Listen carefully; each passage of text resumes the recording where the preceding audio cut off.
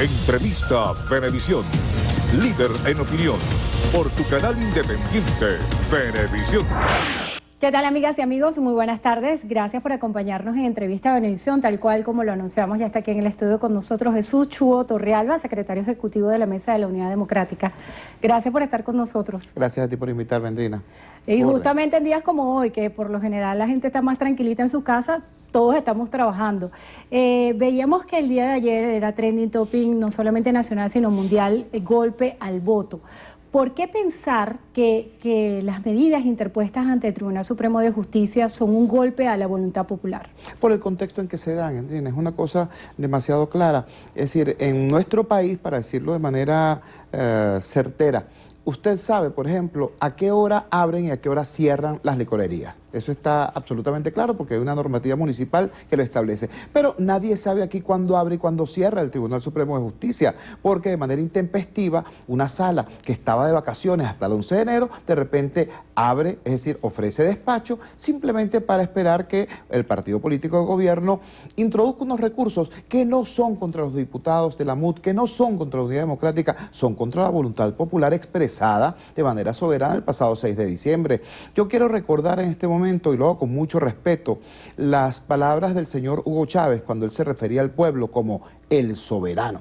Y cuando decía, el soberano habló. Bueno, el soberano habló el 6 de diciembre y lo hizo de manera clara, contundente y pacífica, reclamando un cambio, y no cualquier tipo de cambio, sino un cambio contundente. Por eso le dio 2/3 partes del nuevo Parlamento a la Unidad Democrática.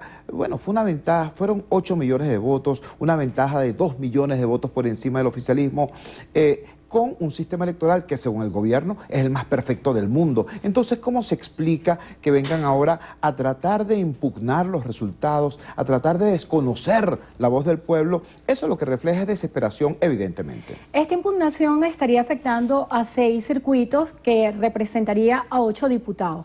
¿De qué tienen ustedes conocimientos en la Mesa de la Unidad Democrática? ¿Cuáles son los argumentos? Entiendo que tienen un representante precisamente a esta hora en el Tribunal Supremo de Justicia, pero ¿cuál es la información que manejan? ¿Por qué proceden estas impugnaciones? Bueno, en realidad no proceden, y eso es lo que estamos certificando ciertamente. En este momento está José Luis Cuartaya, el secretario general del partido MUD, en los salones del Tribunal Supremo de Justicia, reclamando la copia de los expedientes, cosa que nos corresponde. No han querido entregarlos. La información que tenemos es que hay una confusión entre el tema de los votos nulos y algunos reclamos improcedentes. Mira, hay algunos de los reclamos es en circuitos donde sacamos 10.000 votos de ventaja. Esto no tiene ningún sentido.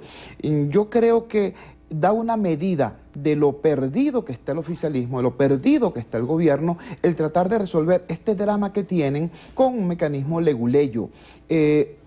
Lo que está ocurriendo en Venezuela no es una cosa que se pueda resolver en los pasillos de un tribunal. Perdieron la mayoría, y al perder la mayoría, perdieron también el control político, obtuvieron la derrota electoral que obtuvieron. Entonces, eso no se resuelve en los escritorios del Tribunal Supremo de Justicia. Eso, si tienen alguna forma de resolverlo, es en las calles tratando de reconquistar la confianza del país. Y eso se hace trabajando por y para el pueblo. Yo quiero ser en esto muy claro, muy respetuoso, muy sobrio, pero muy claro. Todo esto que está pasando genera inestabilidad política, y la principal víctima de la inestabilidad política es el venezolano, sobre todo el más pobre, sobre todo el venezolano de a pie. ¿Por qué? Porque el venezolano a pie necesita que haya reactivación económica, que haya trabajo, que haya alimentos, que haya medicinas, y eso no lo va a haber mientras exista un clima de crispación política. Todo este asunto, estos dimes y diretes, este intento del gobierno de obtener en los pasillos del Tribunal Supremo lo que no le dieron las urnas electorales, eso genera alteración, eso genera crispación, eso genera inestabilidad. Curioso país el nuestro, donde el gobierno promueve la inestabilidad y somos los ciudadanos quienes procuramos que la estabilidad retorne. Hablando de ese tema que usted ha tocado, que de fondo es muy interesante para todos los venezolanos que buscan un clima de paz y de tolerancia y de respeto, ¿Cómo sobrepasar esas diferencias políticas y hacer que exista gobernabilidad en el país para el 2016, que es uno de los retos más grandes que se supone para la oposición y para el oficialismo? Yo creo que es importante asumir que en democracia debe haber diferencias. Ahora, el tema es cómo se procesan esas diferencias. Quiero poner un ejemplo. Hace algunos años, cuando Arias Cárdenas era gobernador en el Zulia y Manuel Rosales era alcalde, ellos competían. ¿Cómo competían? Bueno, Manuel Rosales sembraba 100 árboles y Arias Cárdenas sembraba 200. O Arias Cárdenas acomodaba 200 postes y Manuel Rosales acomodaba 500. Así competían y el beneficiario de esa competencia era el ciudadano, era la ciudad. Yo no niego que haya diferencias, pero las diferencias deben resolverse trabajando y trabajando para bien del país. Esta situación en la que estamos hoy es particularmente ridícula. El gobierno ahora quiere ganar una elección no porque saque más votos que nosotros, sino porque nos anule más votos. O sea, una cosa como esa no solamente contradice la ley, la Constitución, sino además contradice el sentido común y el bienestar del pueblo. Hablando de esa sana competencia y de ese equilibrio en el ejercicio democrático, ¿cómo hacer para que exista un puente entre lo que es lo legislativo, que el poder ahora que tiene en su mayoría la oposición venezolana, y el ejecutivo, suponiendo la relación directa que debe haber entre los dos ejercicios de poder para beneficiar a los venezolanos? ¿Se va a establecer una comisión de enlace para tener un contacto permanente con el gobierno nacional? ¿Está planteado eso en la oposición venezolana? Ese puente se llama respeto. La diferencia entre una república y un chiquero es que en una república hay poderes autónomos e independientes que se controlan mutuamente, se vigilan mutuamente y se establecen límites. La Constitución, la Carta Magna, la Constitución de la República Bolivariana de Venezuela establece que el Poder Legislativo es un poder más, pero no es cualquier poder. Es el poder que puede ejercer control de gestión sobre el Poder Ejecutivo. Es el poder que puede interpelar al Presidente de la República y de los ministros. Es el poder que tiene la obligación de revisar la memoria y cuenta del Presidente y de establecer qué irregularidades hay allí y qué aspectos positivos puede haber allí también para apoyarlos. Eso lo puede y lo debe hacer la Asamblea Nacional. La Asamblea Nacional es, en una república, el espacio para el diálogo. Recuerda que en un país como el nuestro, donde no hay segunda vuelta electoral, el Poder Ejecutivo puede ser ejercido incluso por la primera minoría, como ocurre hoy, pero en el Poder Legislativo está en pleno la representación de todo el país, todos los estados y todos los partidos. Por eso la Asamblea Nacional es el espacio para el diálogo. Por eso era absurdo tener una asamblea como la dirigida por el señor Cabello, donde prácticamente no dejaban hablar a nadie. Un parlamento se llama así porque la gente parla, habla, discute, y en nuestra Asamblea Nacional, la que está por fenecer la actual mayoría, la actual legislatura, bueno, no solamente los parlamentarios no podían hablar, sino que los periodistas no podíamos entrar, no podíamos difundir los debates de los representantes populares. Entonces, todo eso se va a acabar el 5 de enero, porque vamos a tener por fin una Asamblea Nacional, no al servicio del gobierno, tampoco al servicio de la oposición, al servicio de los ciudadanos. ¿Cómo hacer de ese foro político un espacio de equilibrio? Ayer en la rueda de prensa se anunciaba que iba a haber un jefe de fracción parlamentaria de representación de la unidad. ¿Cómo hacer para que no existan fragmentaciones o divisiones dentro de la unidad y no se ponga en riesgo lo que ustedes han conquistado políticamente? Mira, con un ejercicio de doble vía. Por un lado, los ciudadanos, como tú sabes, yo no milito en ningún partido, yo estoy haciendo lo que debe hacer un ciudadano movilizado en una hora de crisis como esta. Los ciudadanos independientes tenemos que seguir presionando a las direcciones políticas para que entiendan que la unidad no es una consigna electoral, sino que es una necesidad estratégica del pueblo venezolano. ¿Por qué? ¿Simplemente para ganar una elección? No, es que vamos a enfrentar una crisis tan grande como país que la única manera de poder convertirla en oportunidad es estando unidos.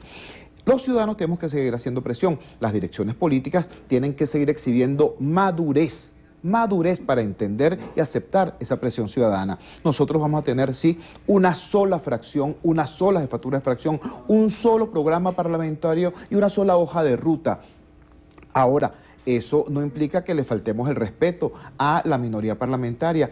En la actual legislatura, Endrina, la oposición tiene 67 diputados. Eso es bastante más que los 55 diputados que va a tener el PSUV en la próxima legislatura. Siendo el PSUV entonces en la próxima legislatura una minoría mucho más pequeña de lo que es hoy la oposición. Sin embargo, nosotros vamos a tomar las medidas para que esa minoría se pueda expresar con libertad y con respeto, porque eso es un parlamento dirigido por un demócrata. ¿Cómo hacer para que exista equilibrio entre el Ejecutivo Nacional y la Asamblea Nacional? Ya le preguntaba antes si tenían previsto establecer una comisión de enlace, pero el día de ayer el presidente de la República daba anuncios como, por ejemplo, la extensión de la inamovilidad laboral por 3 años más y medidas también como revisión de los taxis que se habían entregado. ¿Cuál es la postura que tiene la oposición venezolana en ese sentido? Bueno, la postura es un llamado a la seriedad. Nadie puede repartir lo que no tiene. Nadie se puede divorciar de la mujer de otro. Digo esto para explicar lo siguiente. El presidente de la República no puede garantizar empleos de aquí a 3 años si el país no produce, si el país no trabaja, si la economía está paralizada. Eso es demagogia. Demagogia, por cierto, barata, sobre todo en momentos en que su propio gobierno está amenazando a los empleados públicos porque supuestamente votaron por la unidad. Está hostigando y persiguiendo a los empleados públicos porque supuestamente votaron por la unidad. Un burócrata militar, presidente de Corpoelec, amenaza a sus propios trabajadores por esa razón. En ese contexto viene el señor Maduro a firmar una supuesta estabilidad por 3 años. No, la mejor manera de garantizar que en Venezuela haya estabilidad laboral, progreso, prosperidad para todos, es que la economía funcione. Para que funcione, tiene que ser una economía libre, abierta, productiva, capaz de financiar una sociedad realmente inclusiva y solidaria. Una sociedad solidaria no es aquella en la que el gobierno regala bolsas de comida, porque puede pasar lo que pasa con los taxis. Te lo dan hoy y te los quitan mañana. No, una sociedad solidaria es donde todo el mundo tenga acceso a las herramientas de estudio y de trabajo para ser dueño de su propia vida. Todo eso en el marco de una democracia funcional y eficiente. ¿Qué es una democracia funcional?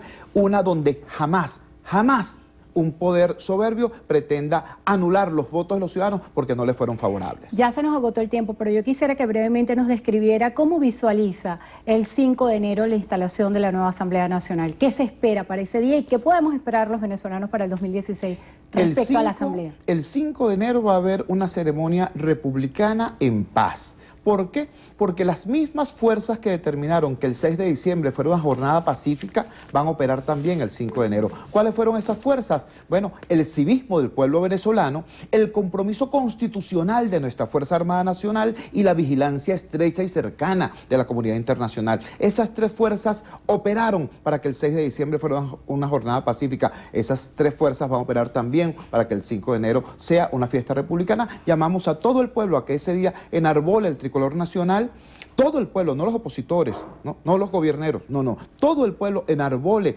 en señal de júbilo la enseña nacional y a que acompañen a los diputados a tomar posesión de esta nueva asamblea al servicio del pueblo. Ya se había anunciado que la nueva directiva de la Asamblea Nacional se va a elegir entre los 112 diputados el 3 de diciembre.